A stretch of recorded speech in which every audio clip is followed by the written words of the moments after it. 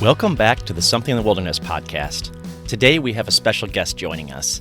As you all know, the Holiday from Real cruise is coming up in spring 2026, and I want to invite a musician who was on the last Holiday from Real cruise and will also be on this one. So I'm so happy to say that Ivory Layne joined me today, and we had a great conversation, and I hope you enjoyed as much as I did. We talk about her new song, Everest. We talk about her EP, Part-Time Jobs Near Me, that came out this past summer, which has some absolute gems on it. We're going to play clips from some of those songs, and we're going to talk about her experience on the last Holiday from Real and the next Holiday from Real while we get to know Ivory Layne a little bit. So if you're not familiar with Ivory Layne, listen up. If you are, I'm sure you'll enjoy. And by the end, I'm sure we'll all be fans of Ivory Layne. Thanks for listening.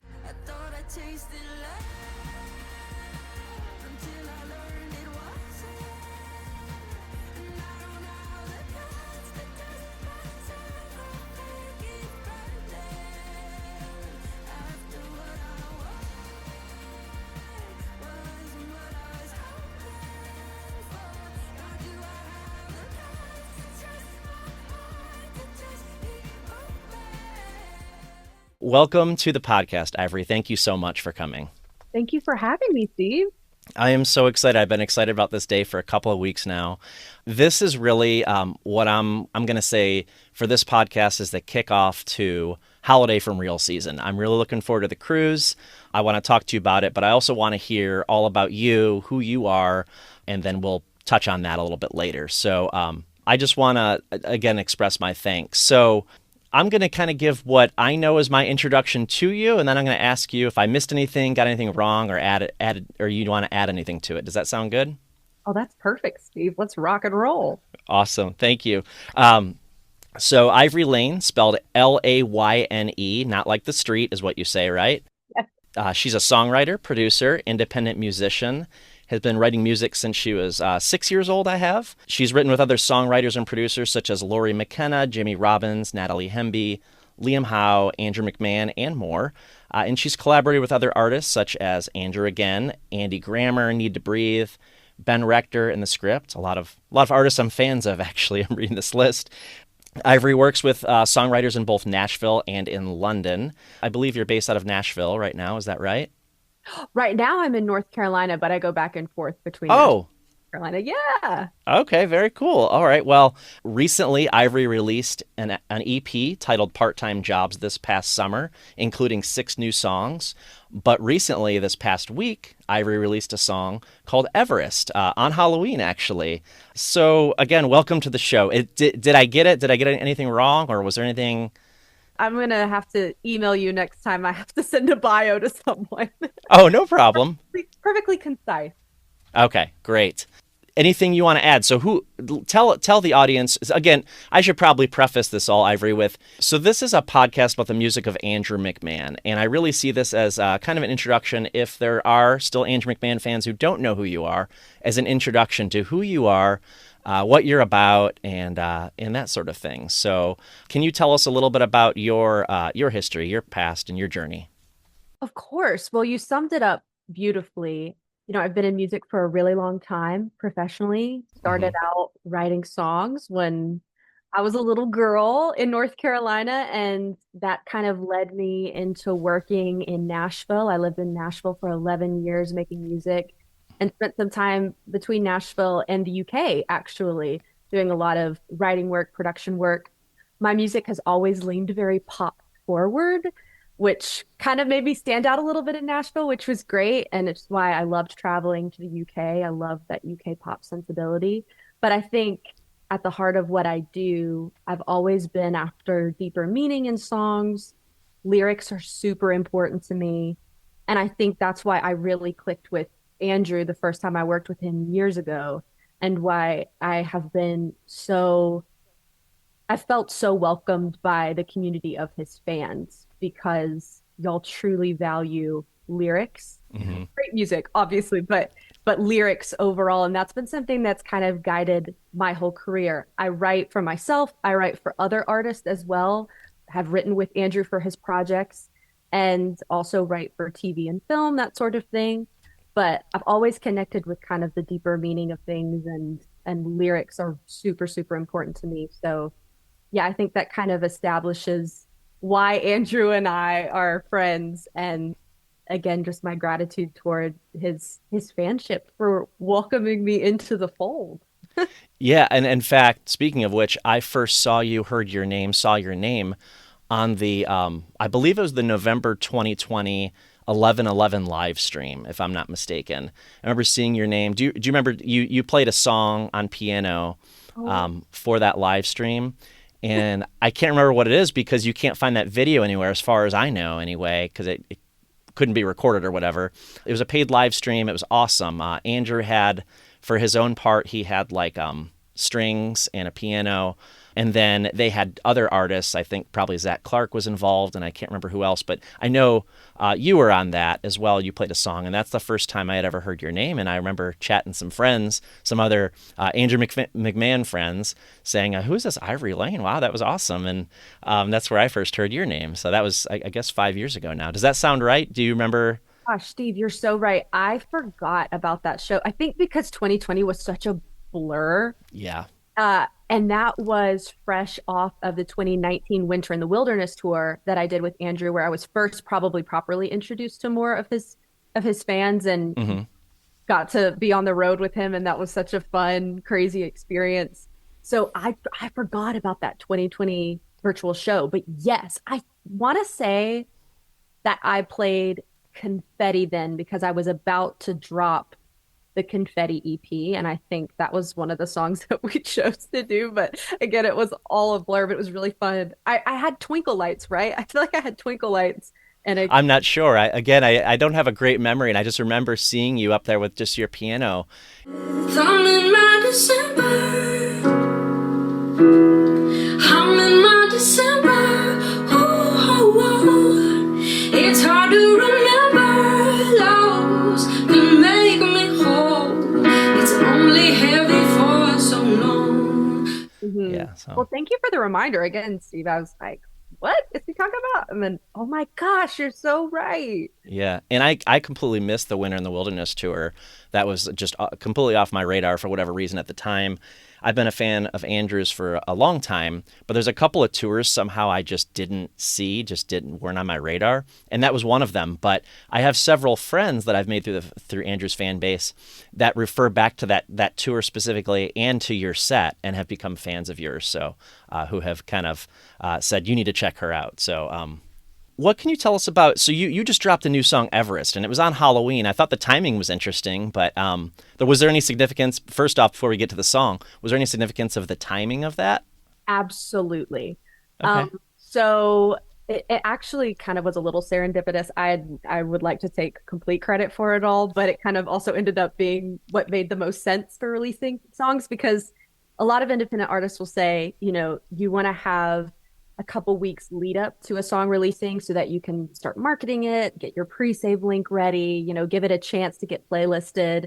So we already knew we probably weren't going to make it in time with getting a mix and a master to, you know, reach any other day in October. But I wanted it to be in October and end up being perfectly on the 31st because that Hmm. was the day that I moved back home to North Carolina from Nashville. So it kind of was my year anniversary of being here in North Carolina. And that's part of what Everest is about. Hmm. I also knew that, you know, and we'll go into what the song means, of course, but it is a song about burnout. It is a song about kind of dealing with unfulfilled dreams, disappointment, that sort of thing. And I knew that I wanted it out and in people's hands and ears and streaming libraries before the holidays because this has kind of served as a first aid kit song to me in Okay. dealing through those tough times. And so I was like, I have to get this out before even November, you know. So there definitely was intentionality behind it and the date was just perfect. Excellent. I definitely want to talk to you about what inspired the song, and you've already touched on that. So, it definitely, with what you just told me, you said you moved to North Carolina. The song definitely mentions that, packing up the boxes and moving. I've noticed maybe a common theme, maybe not in the music you've released this year, at least, listening to the Part Time Jobs EP, and in this song. where it's all very personal, but I think that's you. I think that's what you've always been. But in addition to being very personal, I also felt like it's touched on, your relationship maybe to the music industry. Is that right? Is that kind of a theme going on in the music you're writing right now? It's the most committed relationship I've been in, Steve. The music industry for sure. And kind of your I don't want to call it a love hate. I don't know if that'd be fair. I don't want to put emotions in your mouth or anything, but like there's been some ups and downs, and I'm only gathering that from the music, from the lyrics that I hear. Is that right? You're clocking it, as we would say. I think a lot of, as I get older and approach songs and stories and life from different perspectives, I just see it all as that kind of, that saying both and it is a love and a hate. It's a kind of frustration and an infatuation. And I really love being able to dip into all the whole spectrum of feeling when it comes to pursuing a dream and feeling like it's not pursuing you back, and there's that tension there, and I think it makes for great storytelling too. So you are correct in the love hate conjecture for sure. Well, either way, it's passion, right? And that's important in songwriting. So there's a passion there that you're bringing to the table when you write these songs. And sometimes things don't go as planned, and sometimes things take a left turn, and you just kind of got to follow. But it seems like you've been flexible in your career, just in the way that you've kind of you've gone. You mentioned going over to the UK and songwriting over there, and being in Nashville, and you grew up in North Carolina. Is that right? I did Yeah. grow up in North Carolina, and I moved to Nashville right out of high school. So I took Wow. the college experience and went out there and just was chasing the artist career from day one, really, for 11 years. And I definitely want to return back to Everest, but just a quick tangent. So how did that go? Like you moved to Nashville, because this is coming from someone who has no knowledge of the music business except what I hear in lyrics of artists like yours. You moved to Nashville, and what happens? Like how do you meet people? You've songwritten with others. You've self-released your own music. You've produced, all this stuff. So how do you? That's so hard for me to imagine. It is weird, looking back on it and you trying to make those connections make sense in your mind, because a lot of it just feels really random. Hmm. Um, I had a mentor in Nashville who kind of took me under his wing for a little bit, and then he introduced me to my first manager, and my first manager introduced me to my first publisher, and Hmm. then through those publishers, like they introduced me to the artist development deal I was in for years. And so it's kind of a trickle down effect. And then from those partnerships, if people were getting excited about the music, then they'd be like, you should really get in the room with this person or that person. And that's how I came to write with Andrew as well. Okay. It was through publishing for the most part. I had written with this amazing writer, Jimmy Robbins, who is predominantly a country writer. Most people would know him for his huge country hits. And we had been working a lot together, had a great relationship. I could just kind of bring him songs and kind of top line a little bit, even though he does that too. Like just a great writing friendship. And I think it was his team at the time. Somehow they knew Andrew was coming into town, into Nashville to write for his project, and they needed a third or a top liner. So someone kind of coming in and offering more melody, because Jimmy predominantly, he's great at melodies, great at all the songwriting aspects, but he's the one that's sitting in the producer chair and he's building the track. So it's nice Hmm. having another person in the room when there's an artist. Now, not like Andrew needs it at all. He doesn't need another person in the room. So I'm really grateful that like I was an extraneous party at that time. And all I knew was, oh, this is the guy that wrote Dark Blue. I loved that song, but that came from a relationship that was born out of another relationship that was born out of another relationship. And Nashville and any music industry town is a very relational town, but that's kind of how I got over there, and it's how I was able to work out of Nashville for so long, not having a college experience, not having peers per se, Hmm. just kind of meeting people who were connecting with the music I was making or wanted to make it better. Okay, well that's wow. That there's a lot there. So through various people, you meet up with Jimmy Robbins. You eventually met Andrew that way, which I definitely want to come back to. So you're songwriting for your own project, right? You're songwriting for you. You're releasing music for you, but you're also songwriting for others. It is interesting what you said earlier. You mentioned Andrew doesn't need a co-writer, but it's funny. I sometimes on this podcast I'll call this his co-writing era, because definitely on this latest project he has expanded his horizons that way. He's worked with a lot of different songwriters, some different producers. Throughout all of Something Corporate and Jack's Mannequin, it was mostly him writing the songs. There was a little bit of exception to that.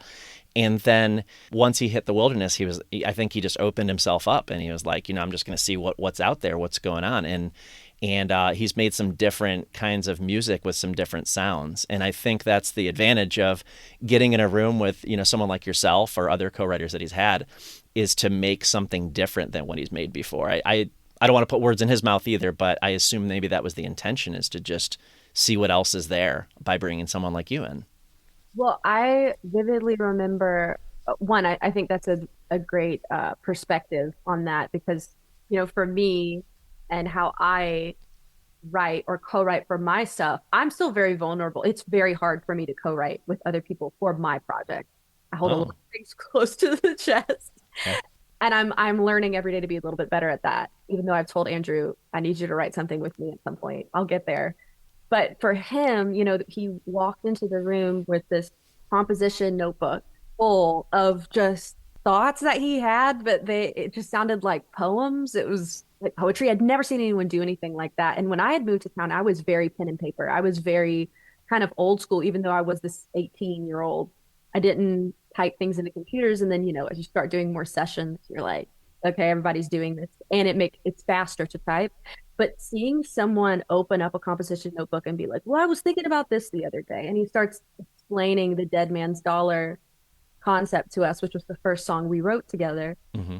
I mean, it was totally his nucleus of an idea. I not once was I like, Andrew, you ever thought about there's a dead man on a dollar bill? Like, it was just, it was so genius and so creative. And what I think Andrew does so well, and maybe what he gets out of these co-writes, I'm not sure, but he just welcomes people into his ideas and into his imagination. And from that, we collaborate and we make something hopefully that stays true to what he was wanting for the spirit of the song. But the look of it is different and the framework is different. And it could only ever be what those other people in the room are bringing to it. So it becomes this collaborative thing. And I think Andrew gets that because of his history of being in bands. I Mm-hmm. don't have that history. I've always been a solo artist. And that comes with a lot of advantages, but that also comes with a lot of, you know, like walls and things. And so he really inspired me the first time I wrote with him, how free he could be with me, how he could just read off his ideas and offer them up like, hey, if you want to work on this or want to work on that. And I think that's why immediately I was like, I want to be friends with this guy. I was So like, I want to be part of the band. yeah. So speaking of that vulnerability, so yeah, you have to be really vulnerable to songwrite with somebody. But you said, as a solo artist, I guess my question is, the songs that you release under your own name, are those solo rights or are those also co-written? It depends on the project. It's kind of like a Okay. case basis. I was in a development deal for 6 years with a celebrity, and during that time, there was a lot of kind of setting up rights and making sure I was in the room with different people. And I think when I came out of that and I left that situation, I just wanted to have control again. I Hmm. wanted to feel like everything that people were, anything people would hear from me was coming directly from me, and that I had a freedom to make sonic choices and make lyric choices that you have to compromise when you're in a writing room. And so, like 2022 was my first year out of that deal. And everything I put out that year was completely me, produced, written. Like it was a bear too, because I was working outside of music. I I was very stressed and I Hmm. probably should not have done that. But I loved the songs out of it. And so the next year was like a fallow year. after that, I don't know what I'm doing. Like, what am I need to figure out work. I need to figure out my life. I need to figure out, like, am I ready to collaborate again? And then in 2024, I started reaching out to more people in Nashville, mainly two producers in particular, to come alongside me and help with some preconceived ideas, which Mhm. were Sunflowers and Razorburn. Razorburn was more of like a collaborative, like we fleshed out the lyrics. Sunflowers, I kind of brought it and was like, but how do you make this bigger and better? To an amazing producer, Paul Mabry, and the other producer for Razorburn was Casey Cooley. So they helped write those, but they were already kind of Sunflowers in particular was already kind of baked. Like it was already kind of done. I just needed really nice icing in a really great box to get people to buy it, you know? Yeah. You never get it right, 'cause I said I like sunflowers. You got me yellow roses, and I guess it doesn't matter. Love me, do you love me not? I'm never gonna see you again. I'm out here after hours, doing what I want, 'cause now I can. I guess it doesn't matter. Love you, do I love you not? I'm never gonna see you again. And then after that was when things were happening in my life, things were happening in my career or weren't happening, you know? And I was like, I think I might need to move home and started writing some songs that were became the part-time jobs near me in Everest. Those are 100% me, except by the time, sorry, this is a really long story, but by the time I got to Everest, I had moved back home and I had met a new friend out here. He goes by Dead Covenant. He does great production work. And we started writing some things together and growing a friendship where I was like, listen, I like this song as is, but the production could be so much better. So he partnered alongside of me for this, and now we're working on a project together, which is exciting. And that's why I think I'm so aware of the co-writing collaboration being something that's a little bit of a weakness for me for my project, because that's something we've been figuring out together. Because I'll be like, let me work on a song first and then I'll send it to you. And he's like, you take your time and do whatever you need to do to get your thoughts across, but just know that if you want to write from scratch with me, we can. And I'm like, I will work my way up to that. So is this new material you're working on considered Ivory Layne under the name Ivory Layne, or is it going to be like its own name? I think it's gonna be Ivory Layne. You know, we kind of dabbled with maybe going under a different name. Andrew has certainly inspired me with that. Different projects. But I just feel like the Ivory project, she hasn't had her fair shake yet. And as long as the story is in alignment with her, then I want her putting out that music. And I have a great collection of fans. I have kind of like a family of fans, whether it's Patreon or socials or Spotify streamers. I want to make sure that they're kind of that's it's kind of like they're my witnesses to what's going on in my life. And Ivory, this whole project is very much where I have that catharsis. Yeah, and speaking of your Patreon, so I was looking at the page the other day and noticed that you share like songs you're working on, you share videos, kind of an extended universe of your Instagram, because I've enjoyed following you on just your public social media for a while. But it's the extended universe of Ivory Layne if you get on your Patreon to just see all these other things going on. And it's so cool that you have that what you call a family, that you have that, fan base that's really, really rabid and loves to see what you're doing. So I love that. Thank you. I love my Patreon fam, and when I started it a little over a year ago, I really didn't know what to think. I just knew I wanted to try something to kind of crowdfund, but I didn't want a Kickstarter, and I wanted something where I could actually have community and feel like it was like an exchange of goods, if you will. Like it just became this place where, again, as a solo artist, and because of all the different things I've been through in my career, it's really easy for me to just shut people out and be tunnel vision on things and just hold things close to the chest. Patreon is where I get to experiment with vulnerability, and I not only just test songs out to see how well they do, but test like the limits of my listenership. Like today, I just posted a song that kind of was the prequel to Everest, and it's a song about motherhood and about me being afraid that I'll never be able to be a mother. That's a very heavy song that can't live in the universe of part-time jobs near me. And it was too heavy to like drop after that. Whereas Everest was a good kind of, it still had the energy and the Hmm. general accessibility to land all right after part-time jobs. But that song is so important to me, and it's just as informative to me as an artist and a person as Everest and as part-time jobs. So being able to share stuff like that, but not have the pressure of it going to streaming, not have the pressure of it not doing well on socials, has just been amazing. And I learned so much more about my fans than I ever would have. It reminds me of like a meet and greet at a show, Yeah. honestly.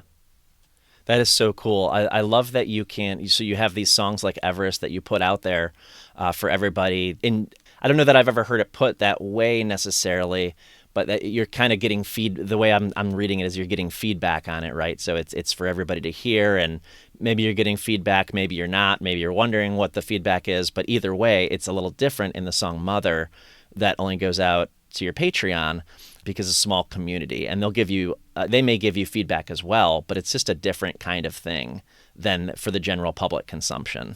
That'd be an interesting way to make art, is just, this is for the masses, but this is just for us right here.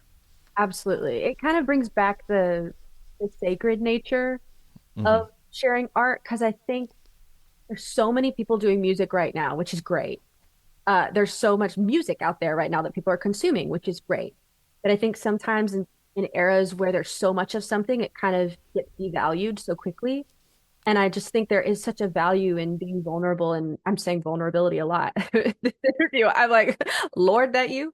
But there's such a value in sharing your heart and also sharing your life with people. And I think a lot of artists are pressured into just being as vulnerable as possible for nothing. And I think on places like Patreon, it is a safe space where I can bring these vulnerable thoughts and I don't have to have that value taken away from me because it didn't deliver or it didn't perform well on an algorithm that I can't control. You Hmm. know, it really has helped to center me and it excites me as I make new music that even if it doesn't do well on socials or on streaming, it's going to be heard and I'm going to be able to hear what it means to people. It's not like going out into a vacuum. Yeah, absolutely.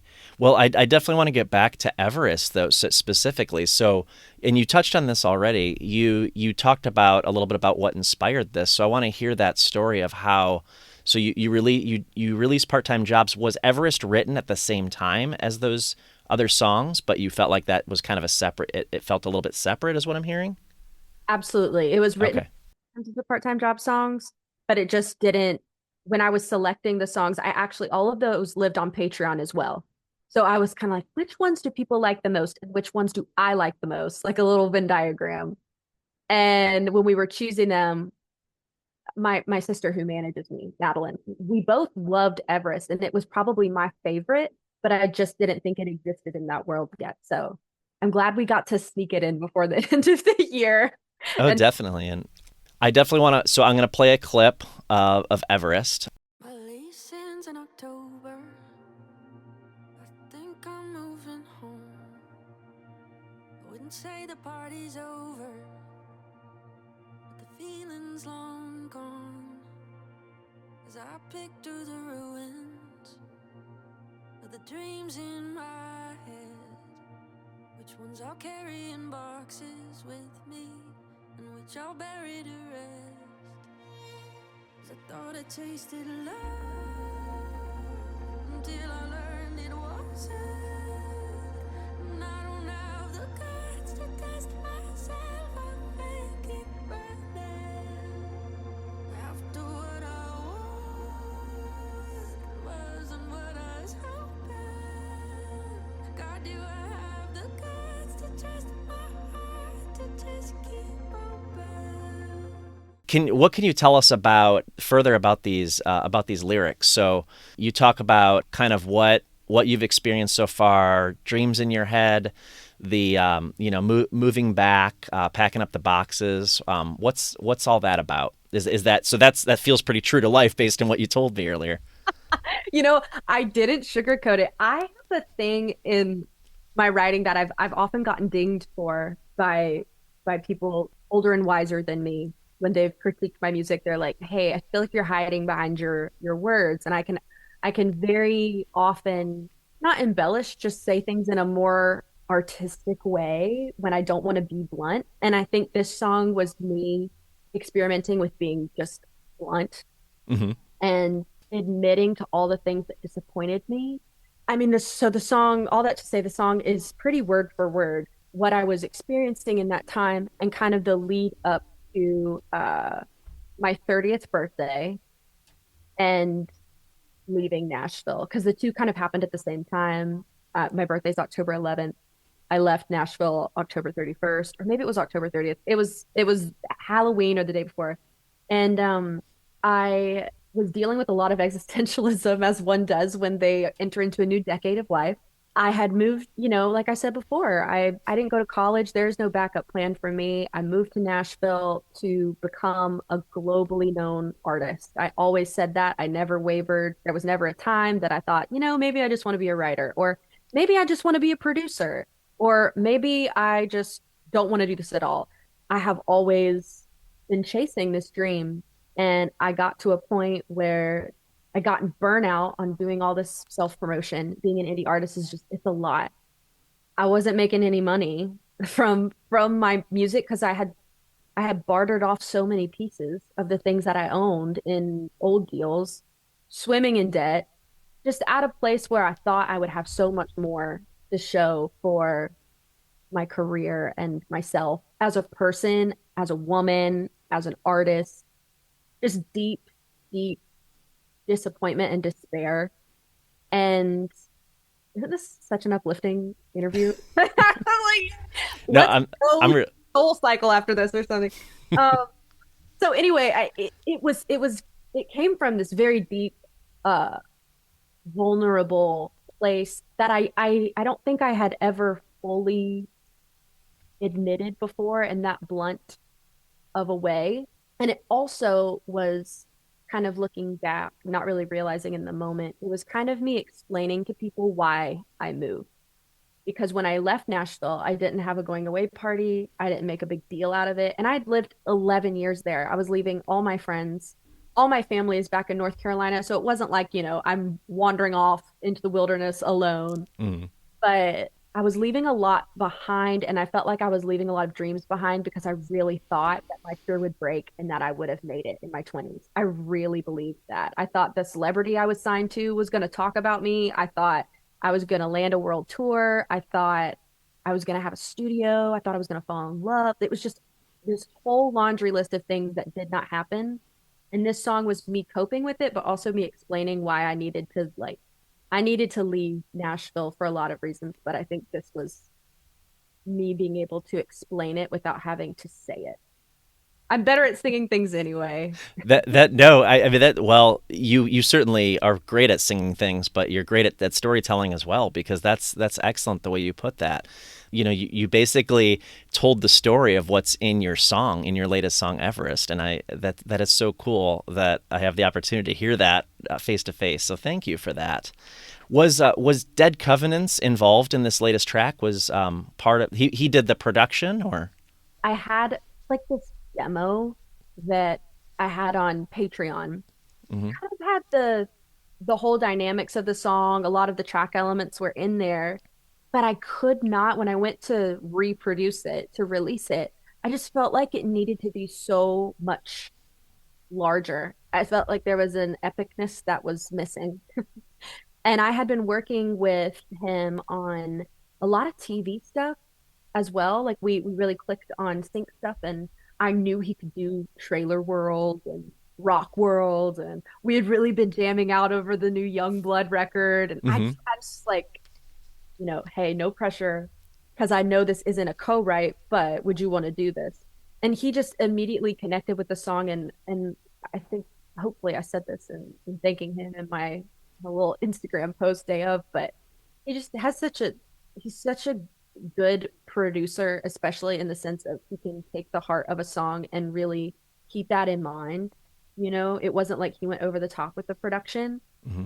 He just took it to another place, and I love it. And at the end, he was playing a video of Florence and the Machine that was muted, where she's performing at Glastonbury, and he was like, "The song isn't over until this sounds like it's being played from that stage." And so that's how he got it to be that big and epic. He was like, it has to be able to be envisioned on the Glastonbury stage. I think he nailed it. That's awesome. Yeah, you did. Yeah, it does sound big. Yeah, and I would say this. I would say something similar about your part-time jobs near me EP, is that but it feels a little bit different. Everything sounds big, and it's a little more tongue in cheek. Would you say, with the part-time jobs near me, with the lyrical content anyway? I really like that about all your music. Actually, kind of looking for those Easter eggs, if you will, in your lyrics, and just kind of figuring out what you're talking about there. And maybe I know, maybe I don't, but it's cool to try to know. I also love lyrics. You talked earlier about how Andrew loves lyrics. You love lyrics. I love lyrics as well. It's very important to me to be able to hear the lyrics, maybe not understand them, maybe just try to interpret them for myself. Interpret the art and how it applies to me. Whether it is more straightforward like Everest, or if it's a little bit more vague, if you will, on some of your other songs. Yeah, that is so cool that you found a new partner in Dead Covenants, and I love that. I love that story about how you guys were watching things and listening to things for inspiration to complete the track. That is so cool. It's really cool. I've never even thought to do that. And now it's kind of trickled down onto me. And I'm like, do I need to have Netflix on right now, muted on a certain show, just to inspire some emotion? But thank you for saying that about my lyrics too, Steve. I appreciate that. And I always hope that, like, wordsmiths are listening and catching little things that they are for me, but I always put things in there that I hope other people will get for sure. And Hmm. part-time jobs was definitely me being as cheeky as I could possibly get away with. Yeah, I enjoyed that a lot. I most recently saw you on stage, of course, where a lot of Andrew McMahon fans did, on the Holiday from Real Cruise. I guess a year ago. It was a year ago, right? Like this week, which is just insane. How? How was it a year ago? Ah! Yeah, but you sang Death Grip on the pool deck stage with Andrew, which I'm going to include a link in the show notes to several things, your website, your Instagram, but also that performance. And that was so neat. My wife and my friends and I were right up front, and we were watching that, and it just felt like a moment. It felt like one of those moments that you don't see everywhere. You don't see very often. And it's like when he was like, Ivory's going to come out and sing a song that we wrote together. And it was Death Grip, the new Something Corporate, newer Something Corporate Andrew McMahon in the Wilderness track. So it was really, really cool moment to see. What was it like for you to come out on stage and on the pool deck with Andrew? It was wild. I'm no stranger to Andrew asking me to come on stage with him. He actually, when he was in Charlotte earlier this year, tried to get me to come on stage with him. It was a something, no, it was a Jack's Mannequin show. And I was like, no, man, like, I just want to be in the audience. You do you. Like, he's so giving and welcoming. So it's not so much that I always have a little bit of butterflies before you go out on stage and you haven't practiced anything and you're like, I don't remember the last time I sang this song. Or I never sang this song, I wrote it with him. But I'm always excited because he's just so welcoming and fun. My main concern was that I don't think that was the night that it was raining, was it? That wasn't the night it was raining. You know what? I think it was. I think it was the night it was raining. Steve, I had never been on a cruise ship before. Okay, let me start with that. Never been on a cruise ship in my life. I That would was one of my questions for you.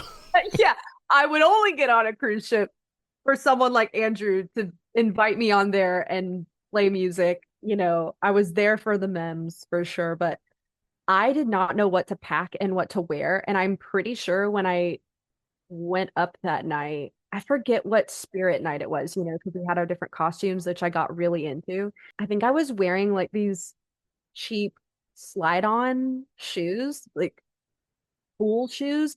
I was terrified that I was going to slip. first off, Oh, because there's the stairs that go up. My first time on a boat, and I hadn't gotten my sea legs yet, or I don't know, is that right? The sea legs thing. yeah. I had just performed that night too, I'm pretty sure.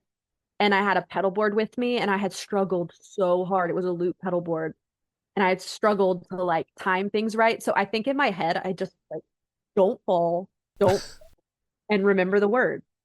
And that was it. And then we ended up having a great time. Once you get past the first verse, everything's a lot smoother from there. But it was so funny that first performance. I was a little scared for sure. Like I said, it was exciting. I think for all fans knowing that wow, the person who helped Andrew write the song is here, and just to see someone that we don't get to see all the time on stage with Andrew. And did you guys do any of that in the past in the Winter in the Wilderness tour? Or was that something you guys did at all, or was it you had your set, he had his set separately? Because I didn't get to see that. Well, first off, thank you for saying that. I would absolutely say that I'm always excited to go on stage with Andrew because of you guys.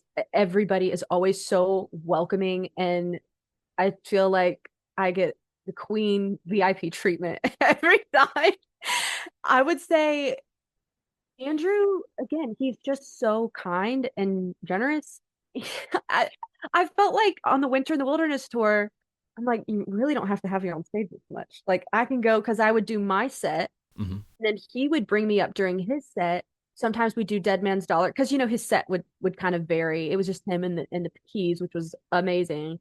And he would kind of just change songs every so often. And so sometimes I'd come up and do Dead Man. He would let me do harmony with him on Dark Blue, which blew my mind, pun intended. And then we did a cover of Cyndi Lauper's Time After Time. And then we do maybe a song or two more, and I just kind of harmonize with him, that kind of stuff, kind of like the same deal with what I did on the boat. Hmm. Yeah, every time he plays, every time he would play in Nashville, and again, like I said, he invited me on in Charlotte. He always wants me to come on stage for at least one song. Like he wants to make sure that his fans know who I am, which is so incredibly kind and awesome. And I will say that the majority of people that support me on Patreon are Andrew McMahon fans. I know that for a fact. Oh It's wow. amazing. Yeah. That is Yeah. really cool to know. I didn't necessarily know that. Like I knew there was a connection because again, I've heard of you via Andrew McMahon fans, so this makes sense to me. But I wouldn't have thought the connection was so deep. Oh, it runs so deep. Truly. I love Andrew McMahon fans. They have helped me so much. I'll recognize names when they buy merch. Hmm. I recognize them at my shows outside of Andrew's stuff. It's awesome. So he has such a loyal fan base, and I really do feel like he kind of Simba'd me, like held me out over the kingdom. Like you will like this artist. It's amazing. It's amazing. That is. So what was that like? So you were technically, if correct me if I'm wrong, you were technically the stowaway.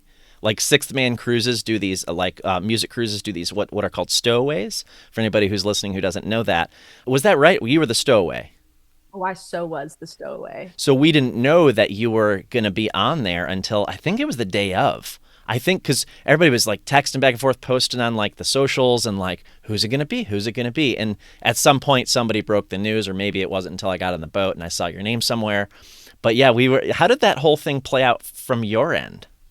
Oh, it was wild. So probably what was it? Like 2 months before the cruise, not very long at all. Hmm. Andrew calls me and just asked me if I wanted to go on this cruise.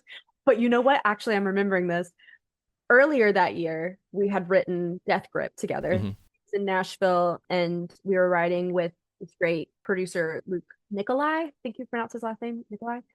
Andrew had mentioned something about the cruise, and I said, "Well, you got to get me on that cruise, like sign me up." And I was totally joking. And then, of course, 2 or so months before the cruise, he calls me. He says, there's an opening. Like, would you be interested? And I was like, I mean, I think so. Just tell me what I need to do. And then for the stowaway artist, it's a great gig because you're doing everything acoustic, so you don't have to worry about like organizing a band or anything like that. And there's really no promo for you. You're not promoting anything because you're a secret. And then, if you get recognized going onto the boat, whatever, like it's still the day of when everyone else is supposed to find out. But I said, okay, like sure, I'll do it. Being terrified because I've never been on a cruise ship before, but again, I do it for Andrew in a heartbeat. And then hearing, when I got on the boat, it was me and my sister, and we get to our rooms and we stash our things and they show us where the artist lounge is, and we're just kind of scooter pooting around, and then like we get ready for the first I'm like finding where the stages are because I'm performing at like I think that one stage predominantly for my shows. But again, there's no pictures posted anywhere, like no one knows who I am. Mm-hmm. I felt so cool. I was like, yeah, I'm this big surprise that nobody knows about. It was so funny. And then people started finding out, and it was amazing because I really, when you're an indie artist, you just keep your expectations low, like not to be cynical, but you're like, first show, this wasn't like promoted that it's my show, like I'm here to have fun. People showed up, Steve, and let me tell you, a lot of people showed up, and I was getting song requests from songs that I forgot I even wrote from my Oh. I had someone request a song and afterwards very politely pull me to the side and said that I sang the chorus wrong.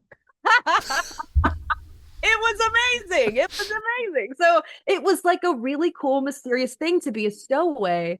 And it was also really fun to explain it to my friends who were asking me all these questions. They were like, so what does that mean? Like you're locked in the bottom of the boat? And I'm like, no, no, no. No one's locking me in anywhere. It's just not you get to be the surprise artist. And you know what? I was the surprise child to my parents. So why not be the surprise artist for the boat? How fitting. Really? Oh, it's so cool to hear your side of that because I wasn't sure how that played out. I've been on some rock boat cruises that's put on by the same company, different artists, and then Andrew's cruise, and Andrew, as we know, has another one coming up, which we'll talk about. And it's been interesting for me to know that. And yeah, it was such a cool surprise, and it was a very exciting moment because again, people texting, getting on socials, like leading into the boat, like who's it going to be? Oh my gosh, I think it's Ivory Layne. And I think your name was like one of the ones that people were, suspecting or something, like maybe it, kind of like maybe it's Ivory Layne. Thinking of solo artists that Andrew has worked with, right? And so, because like you said, as the stowaway, you come on just you and your equipment and like perform solo. And so it was a fun thing. It was a fun reveal as well, if you will. Did you play at Magnum's or It was like this really nice bar right next to these beautiful porthole windows that I tried not to look out from the first show because I thought, am I going to be sick? I was so terrified that I was going to be seasick because I didn't know what to expect. And I'm rehearsing for this show, and Mhm. there's a nice bar in front of me, and then there's a staircase, and then to my left, stage left, there are these big porthole windows. And then if you kept walking backwards, I think I think that was the casino that way.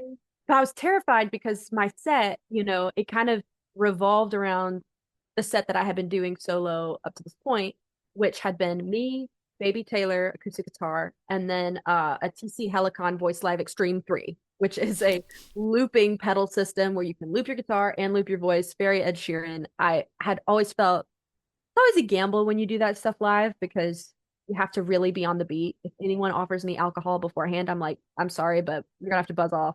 Another Mhm. pun intended, because I have to be in sync with this. And what Mhm. I didn't account for wearing heels and being on a cruise ship is it's really hard as we were one of the first shows to play when the boat pushed off, and when it's starting out into the waters, that's when you're mostly gonna be feeling the water underneath you. Yep.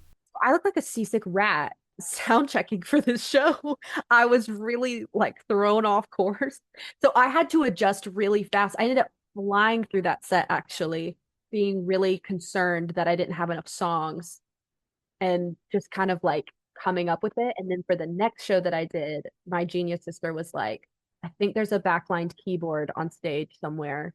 Do you want to like use that? Because keys is my main instrument for sure. Mhm. Guitar is not. It's just easier to travel with. So the next show that I did, I was like the piano man, like just fighting for my life on the keys, and had so much fun because I got to do some covers. Like it was genuinely great, but it was such an interesting learning curve be playing solo on a boat. And I was very, very grateful that people knew who I was and they knew my music. So it didn't feel like you had to conquer that hurdle either. Did it feel like so for us as people who attend and watch the shows, it's obviously a vacation. Is it a vacation in a sense for you, or is it like work, or is it some combination? And how do you balance that as an artist on these ships? Oh yeah. I mean, it's a both and because there are definitely vacation, easy breezy, beautiful cover girl aspects of it for sure. I mean, the views were beautiful and there was just I'd never been on a cruise ship before. Again, I cannot stress that enough. So I'm like, oh my gosh, there's shops in here. Where do I go? I just was exploring. The boat was so fun. But for me, when I've got a show to do, and I think probably just for this instance, I was by myself and I was responsible for, I brought like a sampler, I had that loop pedal thing. Then I was like, oh crap, I need to brush up on my piano. That kind of gets me in the work mode. So I wouldn't say that I probably like let loose on the cruise ship or anything like that. It wasn't exactly a vacation, but it also definitely didn't feel like a work trip. It was a nice blend of both. And it also helped that, that's when it really pays off to have your sister be your manager because my sister's my best friend. So Oh, we that's perfect. just like hang together and eat all the food and have a fun time. So it was good. It was good. And also getting to see fans. I actually found out that my old boss is going to be on the cruise this year. So I'm going to get to hang with him. I'm so excited. Oh wow, what a coincidence. So is now Corporate from a corporate job, so it's not like a music industry person. Oh, he is a huge Andrew McMahon fan. And when I started working for him, he thought I was joking when I said, no, no, I love Andrew. I've toured with him and written some of his stuff. And I had to Google myself to prove he would hate that I'm saying that. Josh, I love you. He and his wife are awesome. And so they're coming on this cruise this time around. So it'll be fun to have some people I know. And I'm bringing players this time. It's not going to be just me. That's exactly where I was going next, Ivory. So what's it going to look like that may be a little bit different? It sounds like it's going to be a little different this time. Oh, so is, Steve. I'm so excited. So yes, when I was invited back, I was absolutely honored, first off, because I was really hoping the seasick rat act had not leaked into the main event. I hope that it just stayed in the sound check. So I'm glad they wanted me back. And this time around, they were like, we'd love for you to bring players with you. And, if that's something you want to do, which I absolutely love. Any opportunity I have to play with a band is always great. And so this time, obviously, the difference of having more players, we're currently working on the set right now, and I'm hoping for a little more flexibility for myself so that I can move around and interact with the stage. I don't like playing an instrument and singing. I'm more of a theater girl. I like to kind of be able to move around, but also it might be me sitting behind keys, which I'm happy with if I have other people playing with me. So a little bit more dynamics, obviously lots more music to be playing. Like there will be part-time jobs near me, EP, Everest. And Everest is actually the start of this new project I'm working on with my friend Dead Covenants, who I'm trying to convince to come on the cruise with me and be one of the musicians. Okay, perfect. That happens. So we have some great bombastic tracks that I really want to kind of test out and guinea pig on the cruise for sure. Old stuff, I really love how supportive again Andrew's fandom has been towards me and my music, and that I can dip from a back catalog and they know what I'm talking about. And then we've talked about doing some covers as well, like what would that look like if we wanted Hmm. that. So it's all kind of in the works, but definitely the new stuff, definitely the stuff that people know. And also we might even strip it down for a couple moments of the set and take requests too, because that was something that became so fun last time. Wow. That's quite a risk, I think, as a performing artist. I would think, I don't know, to just say, what do you want to hear? Like you could get anything, right? You really could. You really could. Again, it's kind of like the whole going on the cruise ship. Like I wouldn't do this for someone who wasn't Andrew. That's how I feel about his audience and certain things. I'm like, I know that they're gonna get this, or I know that they might appreciate this, or they'll go along with me on that. I think I ended up singing part of Wicked last year during my set. People were floored. I mean, it was Great timing. I mean, for the really the was. movie. It really was. It really was. So I'm so excited. There'll definitely be more energy and just a bigger sound sonically overall, but the probably a lot of the same jokes. I'm not gonna lie. It ain't so. Yeah, you're. Yeah, I noticed that. So, a couple of months ago, when you were promoting part-time jobs near me, EP, you were sending out these flyers, these signed flyers, and so I really appreciate it. I think this is so cool. This is not a video podcast, so I'll just explain what I'm holding. So, Ivory was sending out the Pop Star for Hire flyers to any fans who requested it. So all you had to do is, I think, message you on Instagram, and you sent it. And it's this nice picture of you, and you signed it. Thank you. And it's like one woman show, family friendly ish, writer producer, cheap to book, 10 plus years experience, mildly comical, which is what I was getting to. Yeah, I love it. I have it. I have a glass case with kind of my music and other things, memorabilia, and it's actually normally in there, but I pulled it out for today. I love collecting things like that. Thank you for sending that. Thank you for DMing me to want one. I'm honored. I'm gonna have to tell Jody at the UPS store that our old fires are really going around. Yeah, there's I love, so when I was looking at your merch online, I saw that there's actually a T-shirt with that logo with this exact artwork on it. So, and it's such a fun, cool, again, tongue in cheek, just like the lyrics on a lot of those songs on the Part-Time Jobs EP. That it kind of fits the whole vibe of that EP. Thank you. Thank you. I'm glad you think so. I'm floored that you have one. That's amazing. Yeah, yeah. What? So, is there something on about, you're coming back on 2026, so we're about what, 4 months out. Is there something you learned on the 2024 that you might bring with you this time that might make your experience a little bit kind of easier to digest and kind of know what to expect? Definitely not going to be bringing a loop pedal again or a loop pedal paired with high heels. I think that was a no. I think that just kind of going into it with I get to do this and this is fun. It definitely is a job, but I think last time I just felt like I needed to understand everything that was going on and I needed to be prepared. And there's only so much you can prepare for. Hmm. On a cruise ship, it's not like any other venue. I think, I think, yeah, just being present and enjoying the moment and also not being so hard on myself to like have everything be perfect. But I think a lot of that was because I was by myself doing this for the first time. And also that was freshly off of my move, by the way. I had just relocated, dropped my stuff at my parents' house, and then like gone off to sea. So I think a lot was just I was kind of all off kilter, Hmm. definitely unmoored. So I think coming into it this year is just enjoying it and being down for an adventure and not feeling like everything has to be so regimented. And also to get the espresso martini again because that was good.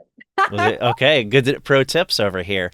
What's interesting about what you just said, Ivory, is that I would say that people who are going on the cruise as fans should follow that same advice. I've been on a few music cruises, and I'm not, not that I know any better than anyone else, but that, yeah, a lot of fans also were overwhelmed and overstimulated and like, oh my God, I got to figure this out. Like, what's happening around me? And it's like, yeah, that's great advice. Just be present, just be there, enjoy it. And you might not get to do everything. It's not going to be perfect. You're gonna see what you see, and everything's going to be great that you do see. Mm. And so kind of that's like the fan version of what you just said, is just like, just being there and enjoying it while you can. You see any flying fish over the side of the boat at any point? I Uh, did not. I did, Steve. I did. I saw flying fish and I was like, what are those? I could not figure it out. I thought someone had, because I saw one at first and I thought someone had sent like a little model airplane out. It looked so aerodynamic, which flying fish, I mean, it makes sense. And then all of a sudden it was a whole school of them. And I think that was when it clicked for me that, oh my gosh, I'm on a boat in the middle of the ocean. That's such a cool thing. And I think some of the times where I felt most present was when I was on stage with Andrew, seeing y'all in the audience singing along to songs and just seeing like the connection that music brings. and for us all to be like on this boat in the middle of the night, like, but there's a concert happening. It's just so cool. Like when else are you gonna do that? Right. Yeah, it is a pretty unique experience, and I feel like that's why so many of us need a moment to just like figure it out, or sometimes a few days, right? To just figure out what's happening here. What am I doing? It's incredible. That was just figuring out the shower for me. I was like, how does this all work? There's a lot of little things like that. Yes, it's just like that tiny bathroom in your cabin. How does this work? Oh, everything. Oh yeah, for sure, for sure. My sister and I had to get a system going with the towels and everything. We're like, Hmm. gotta establish some sort of order to the galaxy here. Yeah. Is there an artist, another artist performing on the ship that you're looking forward to seeing especially, or maybe a couple? I always love seeing the all the different iterations of Andrew's bands over the years. I really am excited for Michigander. I think he's great and I've seen them before in concert and like vaguely know him from my time in Nashville. And so I follow him on TikTok and I feel like I feel like we're friends even though we're not really. But I'm excited to see their set and I always really enjoy Zach. Zach Zach, Clark. oh yeah. Like he fascinates me. His music is fascinating to me and always just very like that kind of sacred thing I was talking about earlier. Like I feel like all the air leaves the room when Zach starts playing. So I'm excited to catch his stuff. It's really interesting to me that the two artists you just named, I feel like in just getting to know a little bit about you in the last hour, but also by following you on socials, listening to your music for a couple of years, I feel like you're kindred spirits with those people, like Jason from Michigander, Zach Clark. Like it feels very fitting what you just said. I appreciate that. Hmm. God. Yeah. So that was super interesting to me that you just named those two artists, because I don't know that I would have predicted that necessarily, but when you said that I was like, oh yeah, that makes sense. That Yeah, track exactly. tracks a lot too. He's like a dear soul. So just in closing, kind of, is there are there some songs that of yours? You mentioned Everest. You've mentioned the other songs off of the, maybe we'll get like Space or Metropolis or ASMR off of your latest EP.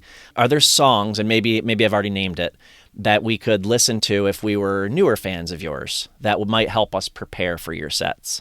Mm, okay. Yeah, for sure, for sure. So if I go chronologically, I think Superman is the song that most everybody really connects with, or if they didn't find me through Andrew, they found me through Superman, most likely. But you fell short, cause you needed lungs to breathe and you can't fly. Look with eyes like laser beams, and I was blind for wanting you to rescue me. But you were caught in the clouds, and I was left on the ground. The vocal sounds different. I recorded it when I was 17. That's just kind of a great litmus test for a little bit of the drama queen that I am and the way that I like to style lyrics in that kind of artistically ambiguous way.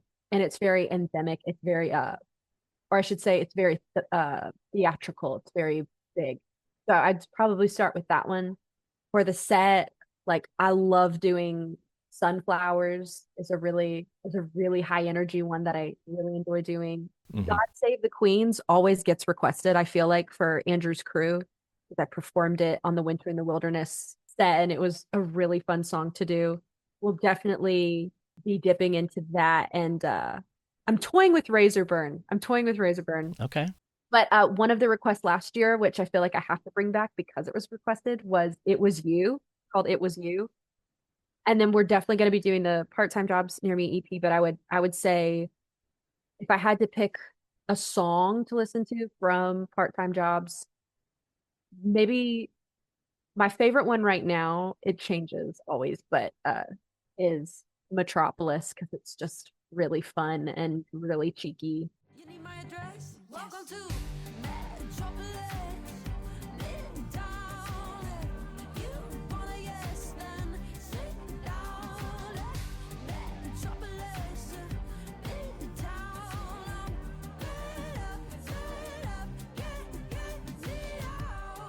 Hmm. and definitely Everest. But those are probably like the smattering of songs. I'm excited Okay. to bring some songs in from 2022 that I don't get to perform that much, but that's from that era we talked about before. That was like just me writing and just me producing. So it will be interesting to see that with a band. I'm excited. I'm curious because I don't know which years everything came out, but was that the year that Crew Neck came out? Was that part of that mix, or was that a different era? Brewneck was 2024 and it Okay, that was last year. last year and it was and that actually lived and existed, if you can kind of tell, in the same universe as the part-time jobs near me songs. That would, yeah, that makes sense. Yeah, doesn't it? Yeah. Yeah. Yeah, yeah. Because some of the like clever tongue-in-cheek lyrics. Yeah, I totally get that. I also like that. I like that crew neck shirt you have on your website. I think it's support independent artists, specifically Ivory Layne, in really small letters, by the way, underneath support independent artists. So at first glance, you would just say support independent artists, but then if you look really closely, it has your name on it. Oh yeah, the little disclaimer. My mom really loves her sweatshirt, and then my sister has one. And on my birthday, we took a little walk around the park here, and they both didn't realize that they were wearing their version of that sweatshirt. My mom has the white one, my sister has the black one.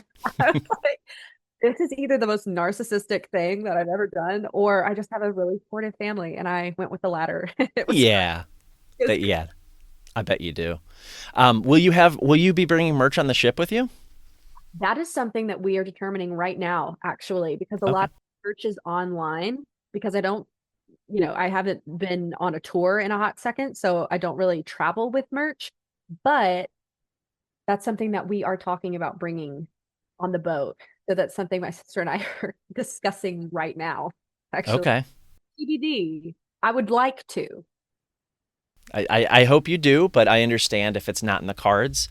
But I think I'm going to speculate that I think you'd have some, we talked about rabid fans earlier. I think you'd have some rabid fans that would want to buy up that merch, buy all the crew necks and the, in the t-shirts and things and the tanks and I need to so. ask, I need to ask their thoughts about if there are going to be spirit days again or like costume days. Because I need to kind of veer something in that direction. I loved the costumes here. You may be interested to know there are theme nights, yes, and one of them is coincidentally not named after one of your songs, but just happens to fit with one of your songs. There's a space theme one night. Shut up. Yeah, so I've already got my costumes picked out, so I'm very well aware what so there's a Babies of the 80s theme night, so 80s night, perfect, right? And then space, and then the third one is I don't know what order they go in off the top of my head, but the other ones is like pirates and mermaids or something. So yeah. Can I be both? Yeah, you could. Yeah, I was trying to think of like something clever rather than just dressing like a pirate that I could do, but I haven't come up with anything. So I might just do that. So, but yeah, I also love the costume. So Oh yeah, absolutely. I loved being able to dress up last year. And actually my sister and I were stressing each other out like the night before we left for the cruise, going, okay, do you think this is too much or not? Are we going too far in this direction or do we need to go back? It was really, really fun. that's last fun. night. Yeah. Just because this is, Andrew McMahon fans are listening, I'm going to ask, and you've already mentioned one, but just to kind of wrap up, Ivory, is there besides the song, so you've written songs like, we talked about Dead Man's Dollar, Death Grip, and we haven't mentioned Rich Kids with Summer Jobs, which was a bonus track on Zombies on Broadway. And I know I'm missing one. There was another one. I had it in my notes. I apologize. It is Throwing Punches, I think. Was that another one you? Yes. And Yeah. I did not write on Love and Great Buildings, but I sang on Love and Great Buildings. And I I didn't realize that. that song brings me so much joy. That might actually be my song.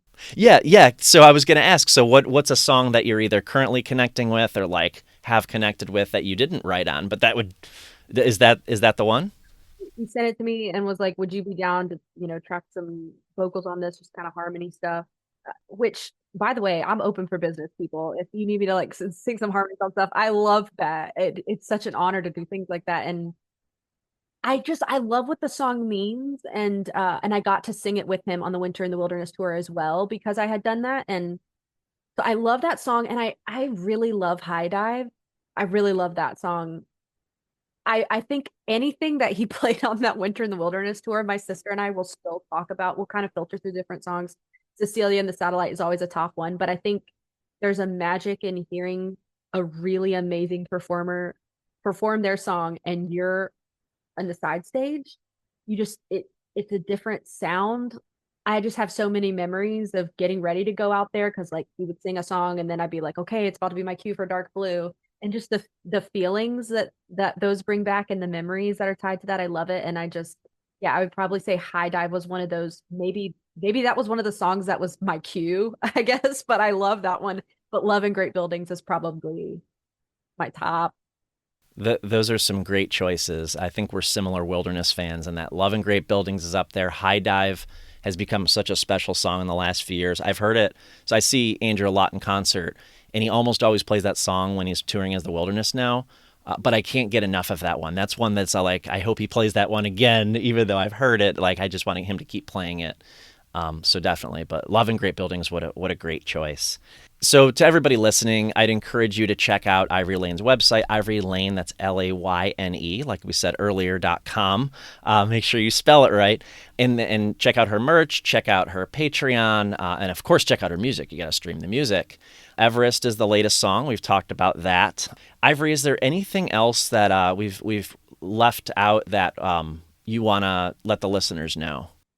It's been a very thorough interview of my work, I feel, in this cruise. It's so exciting. I think if I wanted to communicate anything to anyone, I just thank you for those of you who have listened to my music, supported me on Patreon, followed me on socials, come up to me after shows, lipped the words that I'm singing from from stage, when you're in a position like I'm in, and I talk about it a lot, and I'm really passionate about sharing my heart about like disappointments and dreams that haven't been fulfilled the way that you thought, because I do think it's important, as much as I would like for my career to break, and I believe that it will someday.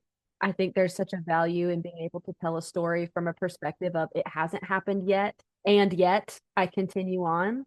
And I think the reason that I am able to do that is because of people like you who and people like Steve, like who really you care about the lyrics and you care about artists and the stories that go into this art. And probably my greatest goals in all of this is just to connect on a deeper level with people. It's scary, but it's something that I very much want to do and that I get to do when I share this music and it's received by people like y'all. So that would kind of be my one last thing is just thank y'all for the support. And I'm so excited to see whoever I'm going to be seeing on that boat. And we're so excited to have you, of course. And I will definitely be catching one of your sets this time around. I think as a featured artist, you have 3 sets maybe this time. I know we don't know the answer to that one yet. We haven't seen any schedule, but hopefully that gives everybody more opportunities to see you. And I really appreciate your time today, Ivory. This was excellent, and I'm so excited to see your set and hear some of the songs I've been listening to the last couple of years. So. Thank you, Steve. And thank you for having me and for being such a great interviewer. Yeah, thank you so much. I really appreciate it.